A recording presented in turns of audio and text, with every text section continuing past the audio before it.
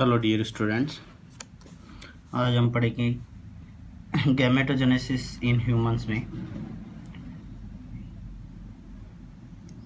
Gametogenesis in human chapter. Gametogenesis, सबसे पहले definition. The process of formation of gamete inside gonads by the primordial sex cell, यानी gametes के formation की process को हम लोग क्या बोलते हैं? इन प्राइमोर्डियल सेल्स गैमेटोजेनेसिस बोलते हैं। सबसे पहले मेल गैमेट्स बोले जाते हैं स्पर्म्स एंड फीमेल गैमेट्स बोले जाते हैं are formed in testis and ovary. Male gametes को स्पर्म बोलते हैं, फीमेल गैमेट्स को ओवा बोलते हैं। मेल गैमेट्स फॉर्म होते हैं टेस्टिस के अंदर, फीमेल गैमेट फॉर्म होते हैं ओवरी के अंदर। Male and female gametes form through the process of spermatogenesis and oogenesis. Male gamete के फॉर्मेशन होने की प्रोसेस को स्पर्मेटोजेनेसिस बोलते हैं और ओवम के फॉर्मेशन होने की प्रोसेस को oogenesis बोलते हैं। फिर है bisexual animals, male pass female in same body, यानी ऐसे ऑर्गेनिज्म जिनके अंदर मेल एंड फीमेल बॉडी एक सिंगल बॉडी में होते हैं वो bisexual. And male and female gametes are produced by same individual, एक इंडिविजुअल से फॉर्म किए जाते हैं। Unisexual animals, male and female in two different body, sperm and ova are produced by two different bodies, male and female। जैसे बोल सकते हैं कि अगर बाइसेक्सुअल ऑर्गेनिज्म है तो मेल गैमेट और फीमेल गैमेट एक ही बॉडी फॉर्म करेगा। अगर यूनिसेक्सुअल ऑर्गेनिज्म है तो मेल और फीमेल गैमेट यानी स्पर्म और ओवा मेल और फीमेल से प्रोड्यूस किए जाएंगे, दो डिफरेंट बॉडी में। Note, the gametes are haploid in nature. Gametes कैसे होते हैं? हैप्लॉइड होते हैं नेचर में।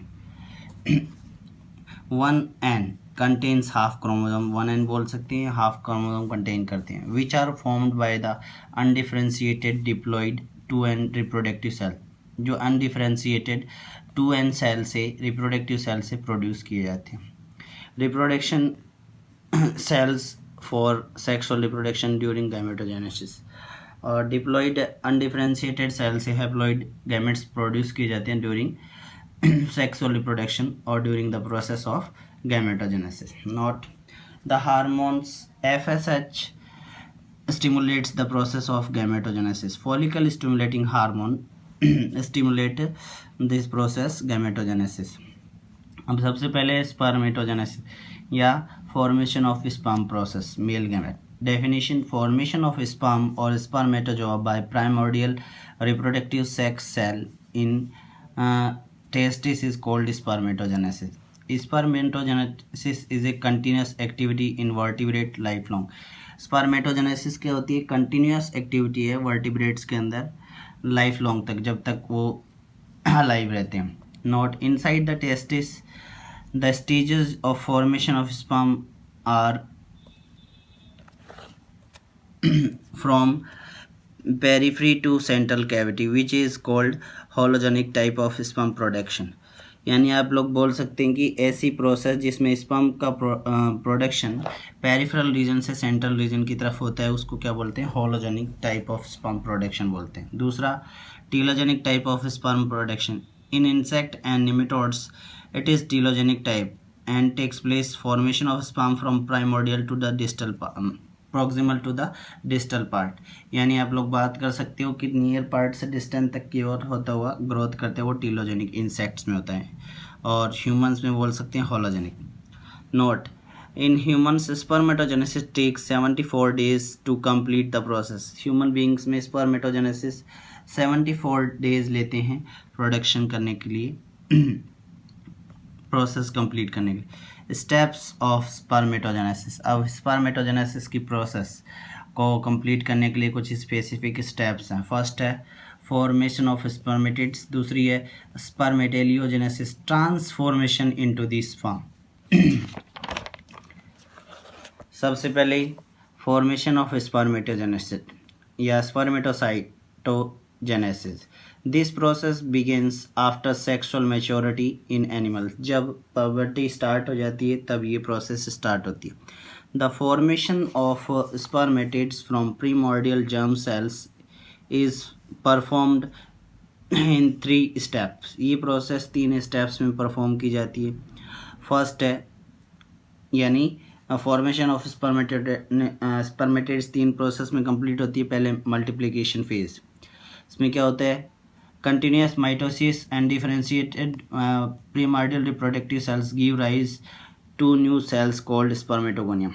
कंटिन्यूस लगातार माइटोसिस होता है किसमें, अनडिफरेंशिएटेड प्राइमोर्डियल सेल्स के अंदर, जो क्या बनाती हैं, स्पर्मेटोगोनिया बनाती हैं। They are diploid in nature, ये 2n होती हैं, यानी कंप्लीट क्रोमोसोम करती हैं। सेकेंड स्टेप है growth phase. After the last division of the multiplication phase growth phase begins, यानी लास्ट डिवीजन माइटोसिस कंप्लीट हो जाता है किसका, मल्टीप्लिकेशन का, उसके बाद में क्या स्टार्ट हो जाती है, growth phase. In this process spermatogonia after taking nutrition from the germ cell become double in size, यानी इस प्रोसेस में क्या होती है, स्पर्मेटोगोनिया न्यूट्रिशन लेती है जर्म सेल से और अपनी साइज को डबल कर लेती है। The cell formed in this phase known as primary spermatocyte which are also diploid, इस प्रोसेस में जो सेल्स फॉर्म होती हैं उनको स्पर्मेटोसाइट बोलते हैं प्राइमरी, ये भी डिप्लॉइड होती है।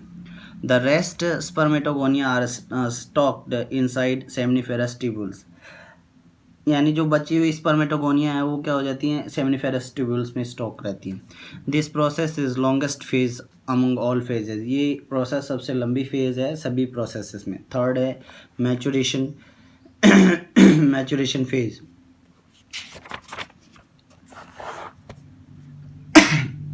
The primary spermatocytes forms two haploid one and secondary spermatocytes by the reduction division और meiosis first। meiosis first से primary spermatocytes 2 haploid cells बनाती है जिनको secondary spermatocytes बोलते हैं।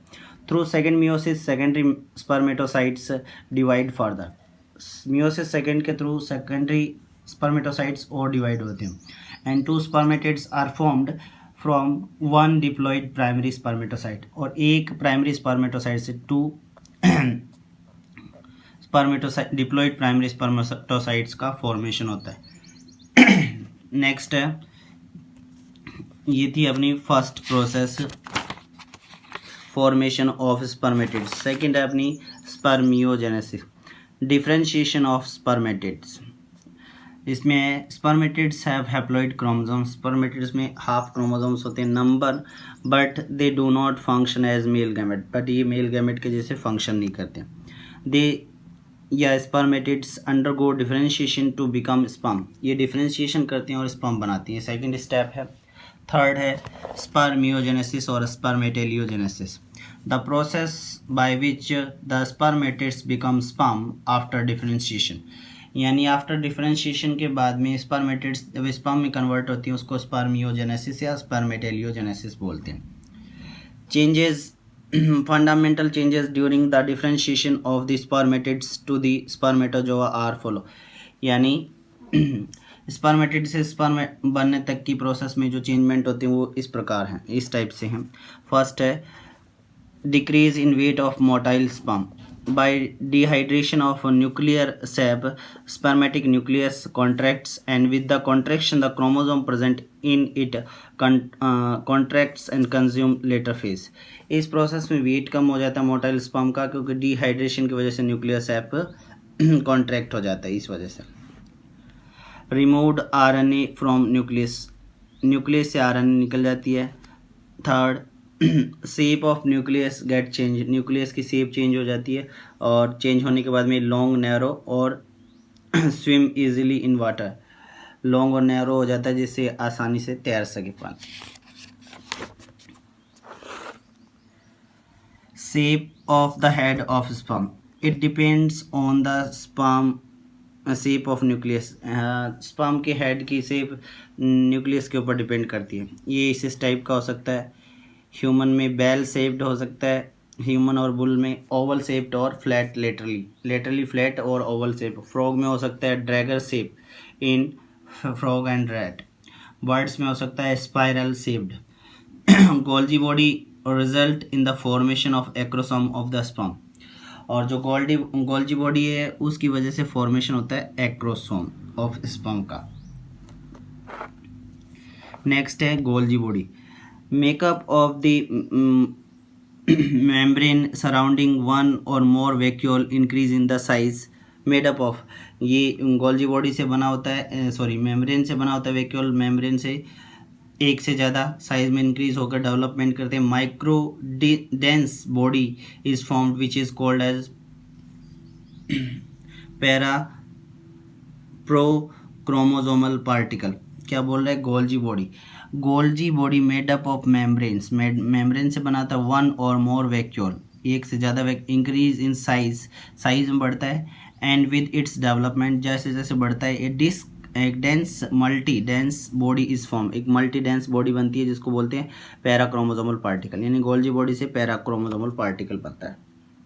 The vacuole is along the parachromosomal particle get attach to the anterior nucleus से attached होता है। फिर है core of acrosome. In the size of particle develops into the acrosome particle which forms core of acrosome, जो acrosome की core बनाता है।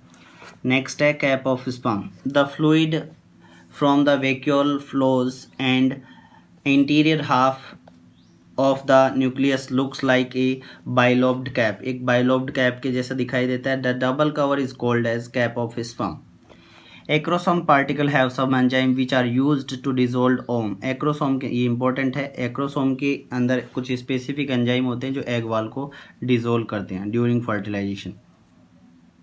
The centrosome of spermatids is made up of two tubular centrioles which are at a right angle, दो centriole से बना होता है with each other, एक दूसरे से पास में।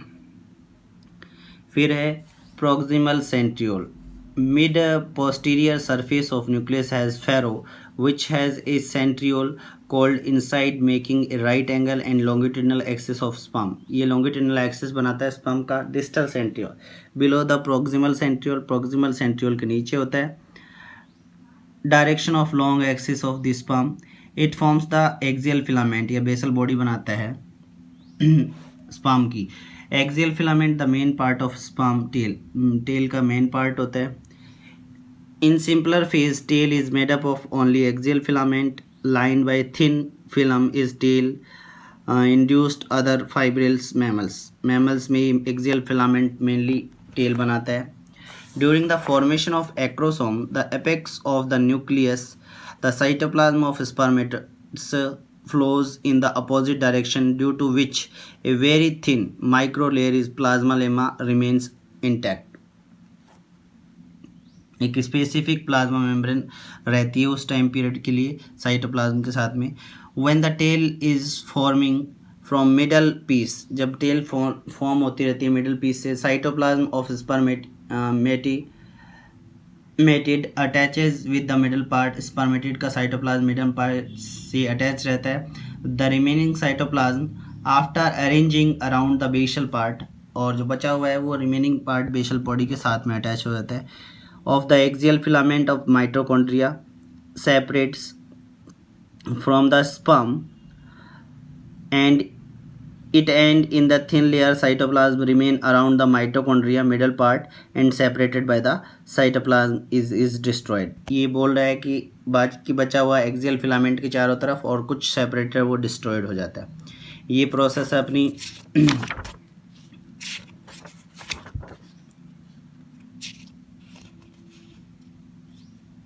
स्पर्मियोजेनेसिस। ठीक है, स्पर्मियोजेनेसिस के अंदर स्पर्म के अंदर क्या क्या चेंजमेंट होते हैं डेवलपमेंट के अंदर, उसके बाद फिर है इसी स्पर्मेटोजेनेसिस से आगे कुछ और पार्ट है, उसको नेक्स्ट टॉपिक में डिस्कस करेंगे। Thank you.